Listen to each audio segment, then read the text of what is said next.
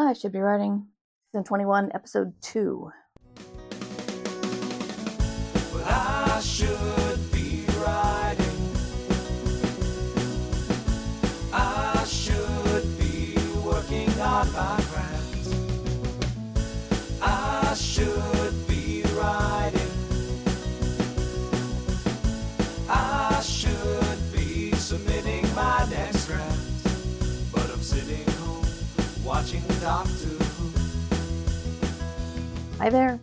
Welcome to I Should Be Writing. This is a podcast for wannabe fiction writers, and I am your host, Mer Lafferty. I am switching things up a little bit now because I thought I might do the interviews on the live stream on my Twitch channel, and then I'll do the regular part of the show here, alone with you.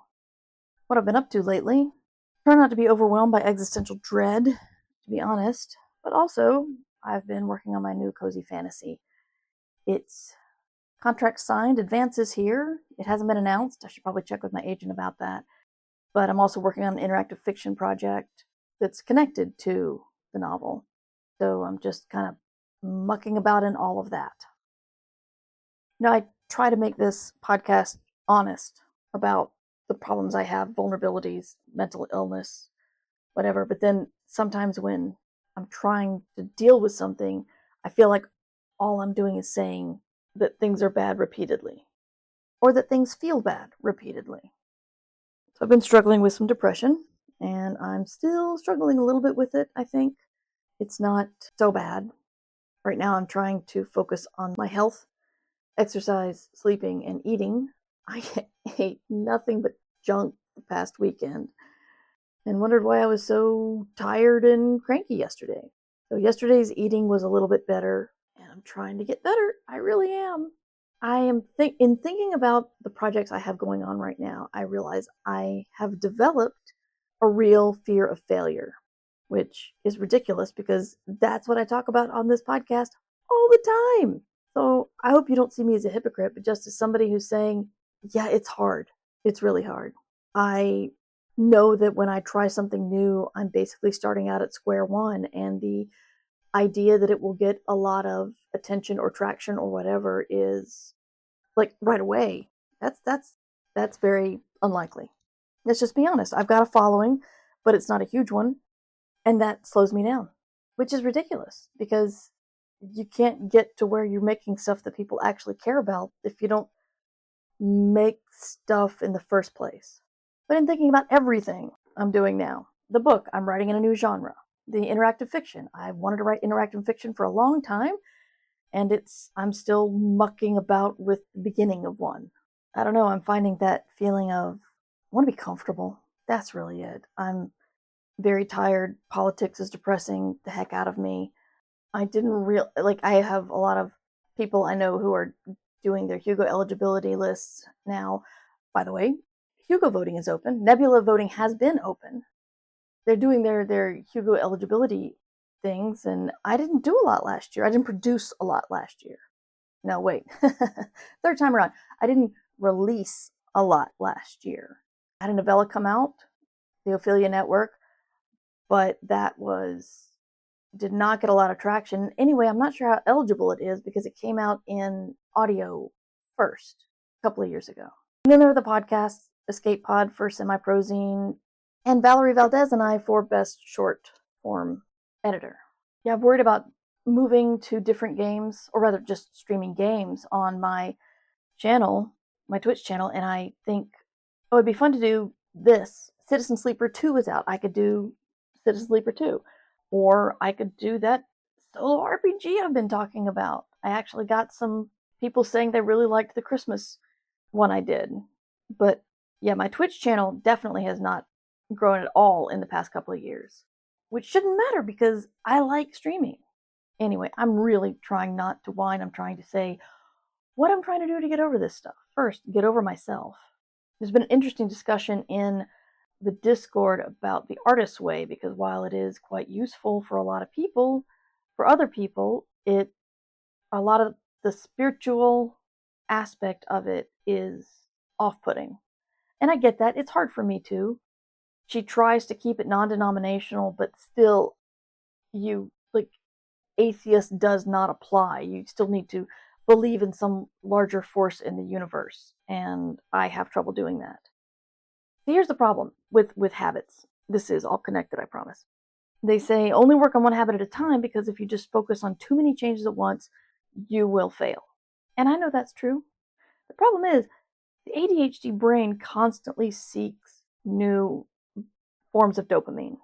So I'm going to reinvent myself by morning pages every day, keeping a creative journal, keeping a 5-year journal, updating 2 or 3 apps tracking like how my day went and my moods and what might affect my moods and my migraines. And I've got my daily planner. It's like every one of these things is a dopamine hit to start out with. It's very exciting to start these new things. And then, I look at what there's a lot of habits to try to keep track of. A lot. But if I only try to make one habit different, one new thing, I'll probably get bored, or I'll forget about it. The way this connects to the artist's way is at like 4 p.m, I might think, I'm going to do the artist's way again. We'll look at the book Finding Water, I believe is the one I'm on. And then we'll go and get the journal and realize I haven't written in it in 7 days. And then remember, it's morning pages, not 4 o'clock pages. So I'll wait till the next morning when I sleep into the last possible minute and get up and do my workout with my workout buddy instead of getting up a little earlier to do my morning pages. And ADHD is so funny. I have a bit of advice for anybody who doesn't have it. If you're trying to understand a friend or family member with ADHD and you want to give them advice, don't start with, why don't you just do X? Because I'm betting we've already tried it. It's like the talk of willpower and, those buff white dudes who are just like, I'm going to do a quit your whining and just do your stuff kind of book, and it's going to make a bunch of money and going to help a whole lot of people. Yeah, that doesn't work for ADHD brains. And I think people don't understand that, like, it's all chemicals, and we don't have the chemicals of a neurotypical brain, or we don't process the chemicals like a neurotypical brain. And if you think it's ridiculous that we're late all the time, or can only get excited about a change if it's accompanied by 7 other changes, think about how you feel when you're in love. How does that change the way you associate with the world, any part of the world? Does it distract you? You find your mind going towards the person you love more often than not? That's chemical too. And so if you tell an ADHD person, why don't you just be on time? Why don't you just do one habit? Like, why don't you just stop being in love? There, go do it. Sometimes it brings me down. Other times it makes me feel kind of comfortable that it really is not laziness or not living up to my potential. And I didn't expect this to get into an ADHD rant, but I've just been thinking a lot about that dopamine rush that we need. Why do I carry everything I possibly can and therefore be in danger of letting something fall or spill? Why don't I just do 2 trips? Well, it's because if I load up everything, that's a challenge, and brains like that. You don't think of it like that. You don't think, oh, it would be more fun if I just grabbed all of these dishes at once and carried them to the next room. It's not a conscious thought. But sometimes when I'm thinking, I got to go upstairs and I need my tea and my mug and my water bottle and my phone and my tablet, I could make 2 trips. And this is not a mobility problem, but the idea of making 2 trips is completely alien to me. Like, why would I do that? And that's the brain going, I need something more. I need more dopamine. Let's try to do it all at once and see what happens. That's not a good feeling, but it helps to understand that. That's the problem with dopamine. It's not a conscious feeling. I find whenever I'm recording or streaming, I fiddle with a pen all the time. I'm doing it right now. And I realize that is stimming. That's dopamine hunting. That feels good on my fingers. So I'm doing it and not even thinking about it.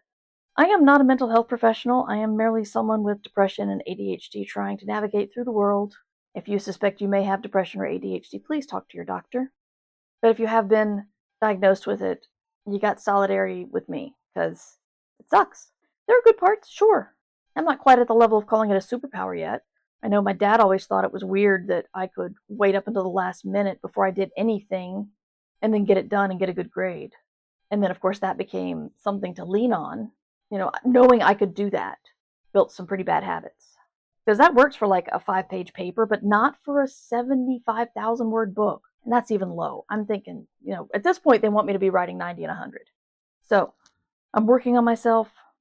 I'm doing 2 of these at a time. So next week may not sound much more positive, but know that it's just a couple of minutes to me. But I'm working on it. This week we're talking to Elaine M. Elaine is a cartoonist and illustrator from the wilds of Canada. She's been drawing since she could hold a pencil and drawing comic books since she was 5. She's most well known as the author of Look Straight Ahead, a graphic novel about a teen boy's struggle with mental illness. But most recently, she's putting out The Last Band on Earth, which is what we're going to be talking about. I've read the first issue, and it's pretty good. She does a lot about indie bands and mental health, and she's really good at drawing guitars. She's so good at drawing guitars that on her Ko-fi page, she has a little pamphlet you can download to teach you how to draw guitars. But she's also a writer, and that's why we're talking to her.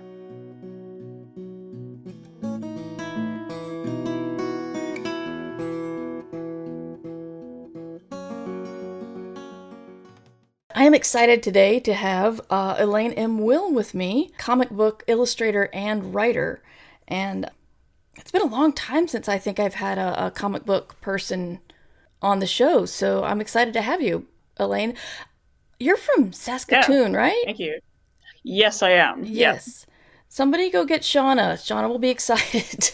Shauna's probably at work. One of our community members is from that area, so.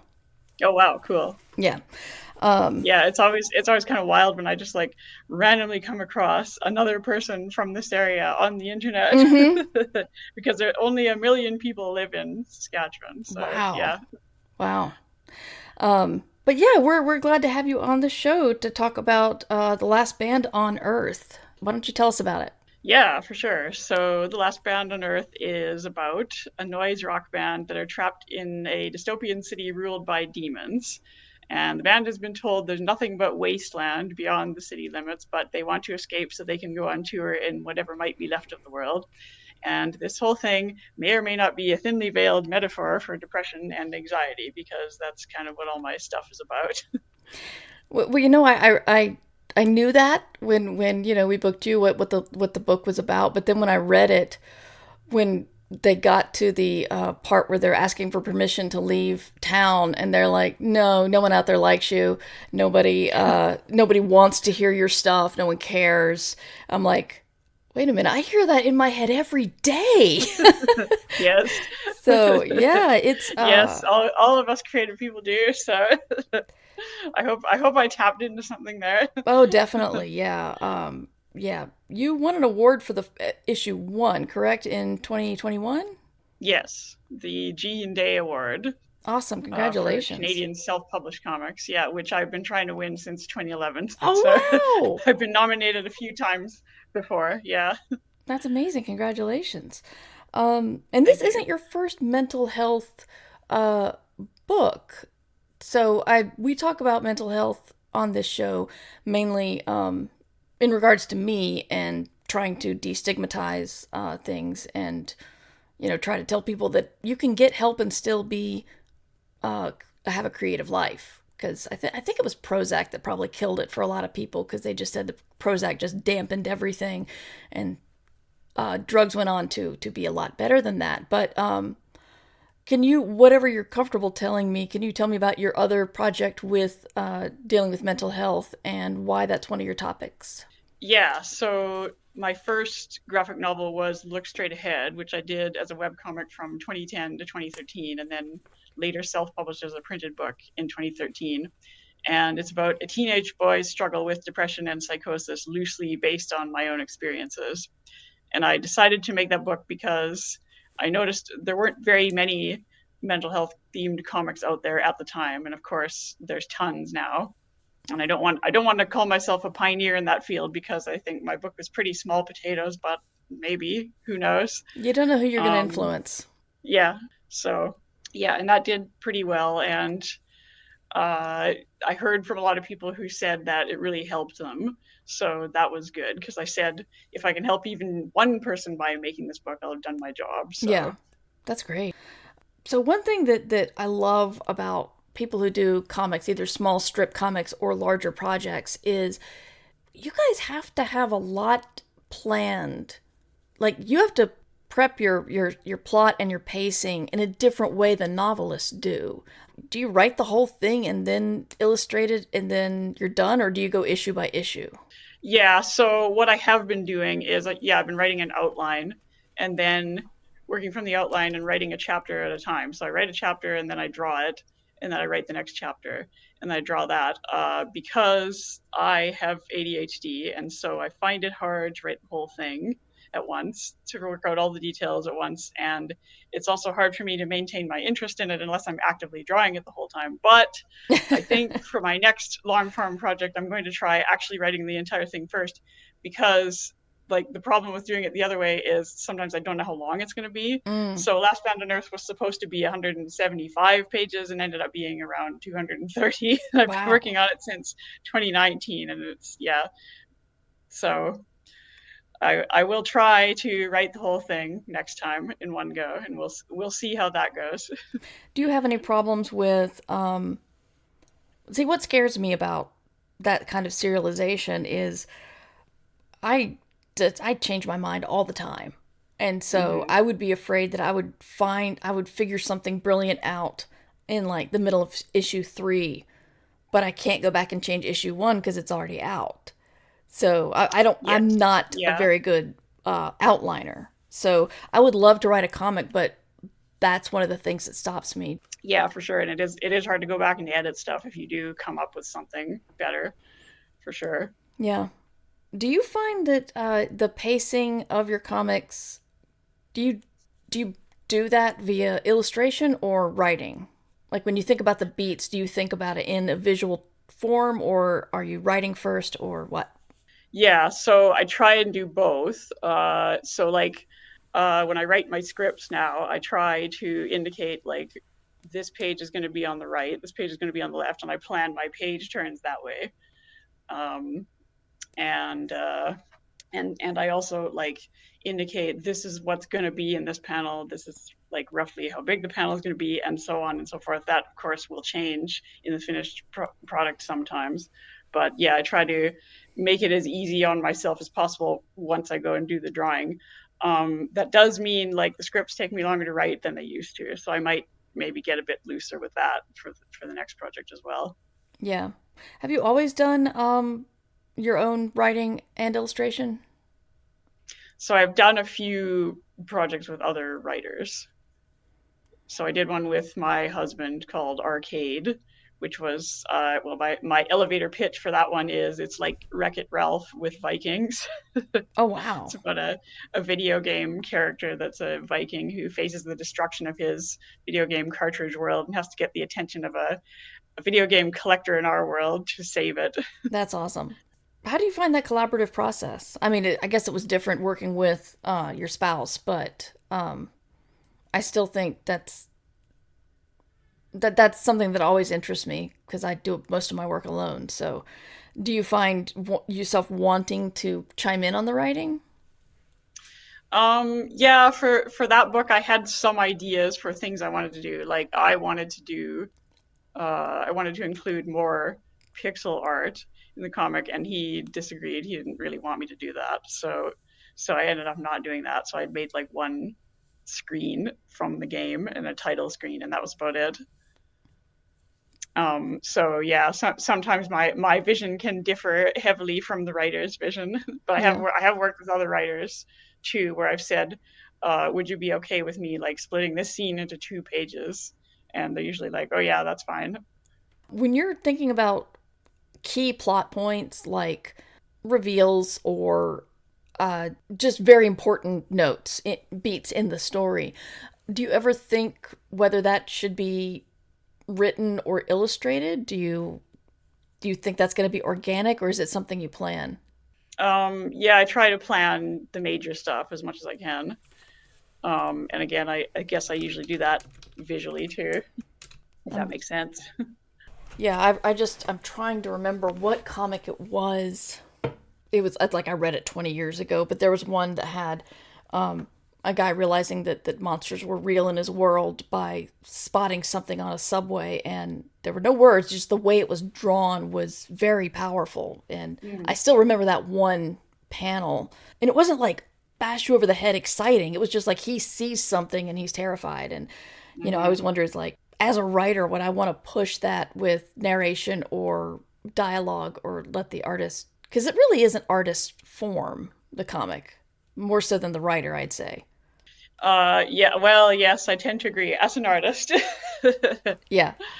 yes, it is all about the visuals for me, for sure. Yeah. So I was going to ask you about the process of finding a collaborator, but then again, you've worked with your husband, so he's right there. Have you worked with anybody else on projects? Yeah, so I've done a couple of stories for anthologies. Another with my husband, and another with another writer. How do you find your collaborator? Good. Yeah, I've only had good experiences so far. I have like worked on a few pitches that haven't really gone anywhere. Sometimes you get people approaching you, wanting you to draw their graphic novel idea, Oh, I and then it bet. turns out they don't really know how to write a graphic novel. They've only written prose, and so they Yeah. don't know exactly like how much you can fit on a page and that sort of thing. So yeah, They also don't know that the artist does most of the heavy lifting with a yeah, comic. It's much easier to write a page of a comic than draw one. A lot yeah. more time. We do have one question from the chat. The process, how do you put it together? Visuals first, or more writing ideas like plot or world? Yeah, again, it's kind of both. Like sometimes I'll be like doodling something in my sketchbook that will spark an idea that I'll then write something about, and then I'll be like, oh yeah, this is actually a good idea for the story. And then once I've got some sort of outline slash script written, then I start doing thumbnails, little tiny versions of each page. So I can figure out where everything's going to go on the page, where the dialogue bubbles are going to go, how big the panels are going to be, and so on. And then I do the finished art on top of that directly over the thumbnail, because I do everything digitally now. So I'll do the thumbnails on an iPad or something, and then I'll bring those into Clip Studio and just draw directly over them. How long does it take you to do this? How I know you've been working on Last Band on Earth for a couple of years, but was that consistent work, or how long does it take you to make like one issue? One issue usually takes anywhere from like 4 to 6 months, I'd say, because my style is quite labor intensive. Mm-hmm. Unfortunately, I'm always trying to figure out ways to speed up the process. I'm not really good at taking shortcuts. Some artists have everything down to a science, where they're like, yeah, this is what I do to speed up my backgrounds or whatever. And Yeah. yeah, I'm always like, no, go big or go home. But then it's like, I don't know how many more books I'm going to be able to do if I keep doing it this way. Yeah, but your style is just really detailed and awesome. The demons you draw they're, how do I put this? They were scary, but not like violence, demon, gore type scary. Mm-hmm. They're very angular and inky, and it would look like you would think that the demons in your mind who tell you that you suck and no one cares would look. So, I mean, Yeah, and I had a similar character in Look Straight Ahead, who's like following my protagonist around and telling him how much he sucks all the time. So yeah. I just basically reused that idea, except this time the demons are real, Yeah. or are they?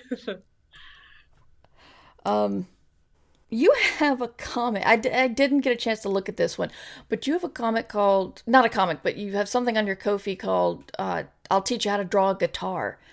That's Yes, how to draw so guitars. specific. Can you tell us more about that? Yeah, so I have been drawing guitars since I was about 10 years old. I turned 40 this year. And that came about because I was a very big fan of Green Day and I wanted to draw them as Awesome. cartoon people. And so I was like, well, I guess I have to learn how to draw guitars. And I like I think I'd like to say I got really good at it, and to the point where I can draw one just off the top of my head. And then I saw a tweet from someone who said, "Oh yeah, it's okay to like just trace 3D models of stuff because who knows how to draw a guitar from memory." And yeah, I totally agree about the tracing 3D model stuff. I have done that, but then I was like, oh, I can do that. I can draw a guitar off the top of my head. Yeah, We do exist. Weirdos like me exist. And then I started thinking, I've never seen a how-to guide on how to do this. I should make one. that's awesome. Do you cover any other instruments, or is it just guitars? Just guitars, yeah. Another thing I didn't get a chance to look at, but I think I spied somewhere either on your Patreon page or the comic itself. You mentioned that there are songs in the back of the book. Are they the songs of the noise rock band? So there are song lyrics that I hired a friend of mine to write for me because I don't really write poetry or lyrics. And I was like, yeah, I think my friend would do a better job of this. And I did sort of have a notion at one point to hire somebody else to write the music, but I just kind of didn't get that organized. So, because I play music and I know how to read music, but I don't write music. So, yeah, I play piano. I don't really play guitar either. I've kind of like dabbled in guitar over the years, but yeah, I don't really play. You just draw them really well. Yeah, yes.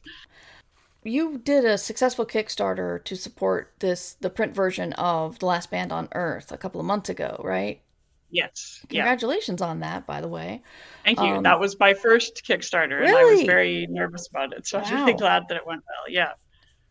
I did a Kickstarter in 2011, and I haven't done one since because I moved on to just doing Patreon stuff. But I've heard so many different things about Kickstarter these days, how it's run. And I know you can't compare it back to when I did it because you weren't doing it then, but I've heard so much about how it's almost becoming its own publishing platform now. How did you find the process of doing a Kickstarter? It was pretty good. Like the tools for building the page are really good, and the tools for analytics are also really good. They tell you like where all the traffic is coming from and so on and so forth. And it was a lot of work, but I knew that going in. So my husband has done 2 Kickstarters, so I sort of helped him a little bit with those, or I knew like a little bit about the process. So my main concern was like just get this thing funded. I've been wanting to do one since like again about 2013, but I didn't really think my audience was large enough. And because it's all or nothing, I was like, oh, whoa, if it doesn't reach its goal, that'll be so embarrassing, and I'll have to like slink away and never make a comic again. That's what the demons guarding the gate would tell you. Yeah. Yeah, exactly. Yeah. Oh, you're a failure. Oh, you've wasted so much time on this, and yeah. So I felt like hopefully I had built up enough of an audience by this time to run the Kickstarter. So, and thankfully I had. That's great. And I should give a shout out also to the Cartoonist Co-op who helped me out with a promotional campaign. Mm-hmm. So that was really good. If you make comics in any capacity, you should look at joining. Can you tell me that link? So it's cartoonist.coop. So what kind of support did you get from them? So they helped me out with making promo graphics and videos as well, because I wanted to make videos because I'm not really good at that sort of thing, and those are a good promotional tool these days. And like just sort of contacting people on my behalf. I think it was someone from the co-op who contacted you actually. Do you think you will use crowdfunding in the future with your next project? Yeah, definitely. Yeah, this was really good, and I'm excited about the prospect of using it for like shorter projects, something like how to draw guitars, for example, because when I've printed stuff like that, it's just come out of my own pocket, and it would be nice to raise that money and not have to worry about like, oh, am I actually going to make this back over time? Yeah. And plus, also, I have that built-in email list of people from this Kickstarter to contact for future ones, which is great. That's true. Yeah, That's very powerful. Yeah, I find that if I support somebody's project, I'm more likely to support them again. So Hmm. yeah, that's really good data to have. Yeah. We will get Oh, thank links to your Patreon, which is where I got the copy of the comic. you. Oh, yes. Yeah. Um, Yeah. The whole thing isn't on there yet because I'm still in the process of working out like the distribution details. So we're still figuring out the GPSR stuff mm-hmm. for the EU countries, which Oh is taking a wow. very long time. Yeah, And we yeah, have to print something in the book that like certifies it as safe. And I think we have to include some content warnings or something. The problem is the guidelines are so vague that nobody really knows what you're supposed to include. So yeah, hopefully that will be sorted soon. yeah. I saw that I could order the book from my local bookstore to be released in June. Is that a solidified date, or is that something a distributor just kind of threw in there? So yeah, that would be the official date because we're going Okay. to debut it at the Toronto Comic Arts Festival, which is in June. Oh, great. Yeah, but yeah, Kickstarter backers should have theirs earlier. Awesome. What do you find hardest about writing a project like this? Uh, well, again, probably maintaining my interest until the very end Yeah. because I reach a certain point and I don't know if it's good anymore, and I'm also desperate to work on something else. Yeah. Yeah, because it's like it's so isolating, and I spend so much time on the pages that I get like so in my head about it. And again, I don't know. I don't know if it's good. Yeah. I hope this is good. I've worked so hard on it. I hope people like it, and so on. Question from the chat. Were there any challenges with the Kickstarter that you didn't expect?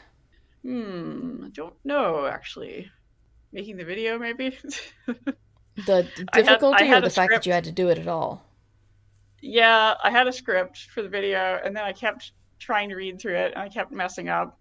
So then we decided, well, let's just try and record this another day, and like maybe pare down this dialogue Yeah. and figure out what's actually important. What are people going to care about um, to have me sell this book or whatever?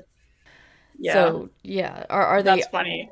Yeah. do they encourage you to go a little bit flashier and vague, or is it still okay to say, "Hey, I'm this creator and I'm making this thing"? Like as far as I know, it's okay to just yeah sit there in front of a camera and say I'm so and so and I'm making a graphic novel.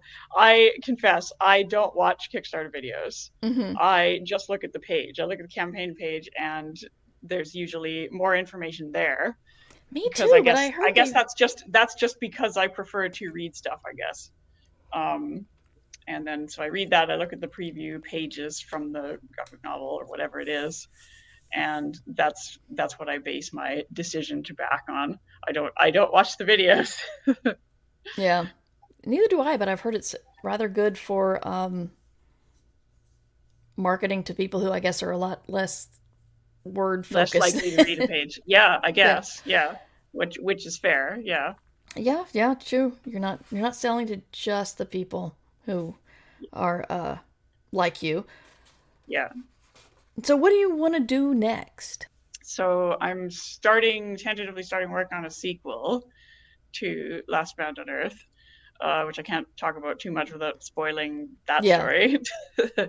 Yeah, and that is kind of all I've got going on right now. I'm also working on a pitch for a graphic novel adaptation of a friend's novel that he published some years ago and uh, did really well and won a bunch of awards. So that's kind of been backburnered for a while I finished my own book. So I'm gonna be working on that again soon, hopefully, and we'll see if that goes somewhere. Are you going to be writing the script from the novel, or is he going to be writing the script for you? So yes, he has written the script, and he's written other comics, so he does know what goes into writing a graphic novel. Yeah. Well, that's good. Yeah. I know a lot of people may not know that. So, can you tell us how graphic novel writing is different from prose? Yeah, so you have to be mindful of like how much you can fit on a page, how many words you can fit on a page, and how much artwork. Um, and like the number one thing I always say is clarity. If this action or whatever isn't clear, then people are going to be taken out of the story. So you have to make sure there's not too much on the page, because that's going to interfere with the clarity and the readability. And then, like, of course, there's some things that it's harder to do in a graphic novel. For example, a long conversation between two or more characters, because that's hard to make visually interesting. So I'll often either have to truncate scenes with too much dialogue, or try to have the characters at least doing something while they talk. And you also don't have to spend time describing a scene, because you can just show it in the artwork. But then you also need to be mindful of how the art and the words are working together. So yeah, like, for example, older superhero books are kind of bad for describing what's already shown in the artwork. Yeah. Do you have any resources that you would recommend for people? Anything by Scott McCloud is usually a given, but if you haven't read Scott McCloud, start with Scott McCloud. But definitely, yes, yeah. Is there anything you would recommend? Yeah, so I would also recommend all of Lynda Barry's books. Yes. So she also has one called Making Comics, and then Picture This, What It Is, and Syllabus. The Syllabus is the only one I haven't read, but I've read all the other three, and those are extremely good. And I just like, her books are a lot of fun to look at. I really love her artwork and the way she lays out a page. And yeah, she has a lot of really good exercises in Making Comics about just sort of getting something down, getting ideas down, and like putting a timer on it too. Like, only give yourself this much time to draw this, whatever it is. And it's just sort of about, building that creativity and thinking about the way that you want to tell a story, particularly like taking ideas from your own life and how everything can be a story in some way. So those are really good. Let me think now. I know there are other ones I really like. The Will Eisner ones are really good. So I'm trying to think what those are called. Comics and Sequential Art, graphic novels and visual storytelling, and then there's another one about figure drawing. I can't remember what that's called. Yeah, so those are all really good as well. So what would you tell beginning writers or beginning comic writers? What kind of advice do you wish you had? Well, I've made some notes about this. Oh, good. So for a long time, I considered myself primarily as an artist, because I found it so hard to write anything. So I didn't really bother honing that craft as hard when I was younger, and I regret that now. The main reason I didn't write is because I got down on myself for not being able to come up with anything 100% original. I wish someone had told me that nothing is 100% original. It's what you do with it that counts. Yeah. So if you're a beginning writer and this describes you, ignore that little voice in your head telling you don't write this thing because it's too derivative. Chances are it will take on a life of its own the more you work on it, and it will inform your future writing projects. And of course, it's also important to read a lot and absorb other forms of media. I watch a lot of movies to inform the visual storytelling in my comics, and I also read both prose and other comics. And music is an important inspiration for me, because I feel like that's also a form of storytelling. And another, like, maybe unconventional piece of advice I'd offer on creating comics specifically is the opposite of a common tip I often see, which is don't make your first comic project a big epic, do a short story. I personally feel that people should do whatever they want, because making any comic is better than making no comic. And short stories can be a lot harder to do in many ways. So my advice is just jump right in and make whatever thing excites you. And if that happens to be a big epic, then I kind of think that's fine. Just be aware that you might not finish it. I had 3 unfinished epics under my belt by the time I finished Look Straight Ahead, and each one was a great way of informing and honing my craft. That's great, but do you ever have the feeling of that big regret of leaving it behind? And I just bring that up because I know a lot of people are still in love with their first idea and will not let it go. And I tend to think it's better to let it go and learn and move on, because if you stay with it, you don't learn much. Yes, that's true. And I guess to that I would say you can sometimes come back to it in another form. So The Last Band on Earth is actually a retooling of a comic I published in high school. Oh, wow. Which was it was only one issue, so it was like 18 pages of artwork maybe. But it was kind of the same story, except all the characters were furries. Nice. So it was also about a band trapped in a perilous city, although there were no demons, just a series of bad dudes out to get the heroes for whatever reason, and the whole thing was pretty vague and underdeveloped. But then when I was trying to figure out what to do for my next graphic novel, I kind of realized I still like that idea, and it's maybe I can breathe some new life into it as an adult from a different perspective. Very cool. Well, the book is The Last Band on Earth. You can find it via not anymore. Ko-fi or your Patreon, and it will be in bookstores this June. And you're presenting at the Toronto Comic Book.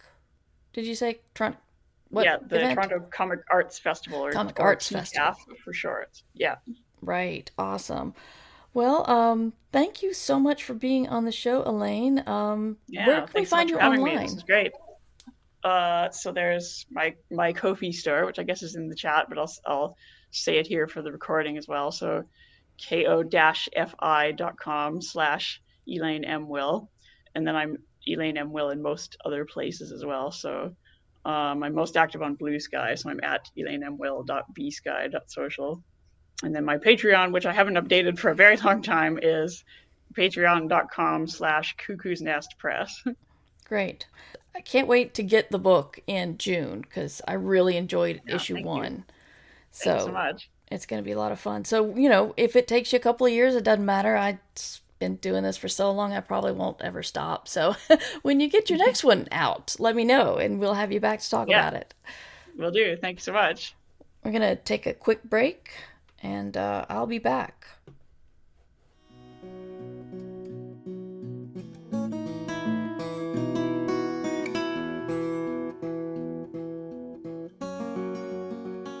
Again, if you want to learn more about Elaine, you can go to cuckoosnestpress.com, where you can see all the stuff about her and her books and her Instagram and all that. And thanks for listening to I Should Be Writing. It's our 20th year, which is baffling to me. It's baffling how far my career has gone and how much a lot of the old anxieties remain, which, is a good thing because it tells you that you can have all the anxieties and crap you deal with and still build a career. My next book is Infinite Archive. It'll come out in July, early July, I believe. It's available for pre-order. And my blog and show notes and stuff are at merverse.com. And you know what? It's Black History Month. Why don't you go grab a book from a Black writer and read it? You got N.K. Jemisin, Maurice Broaddus, Michelle Tracy Berger. She's got a new book out this week. And next week's guest, Rachel Housel Hall, author of The Last One. If you'd like to support the podcast, I have a Patreon at patreon.com/MightyMer, where you can get access to the archives when I fix them, and access to the Discord, which is a fantastic community. Keep your head up, call your representatives, and don't let the fear of failure stop you, because you should be writing. Thank you for listening to I Should Be Writing, the longest-running writing podcast in existence. This episode was made possible by the Fabulous, who support the podcast via Patreon or Substack. Join the Fabulous at patreon.com/MightyMer or mightymer.substack.com. Theme music provided by John Anelio, art provided by Numbers Ninja, and podcast hosting provided by Libsyn. This episode is released under Creative Commons Attribution Non-Commercial No Derivatives 4.0 license. You can find all of my books and podcasts at merverse.com.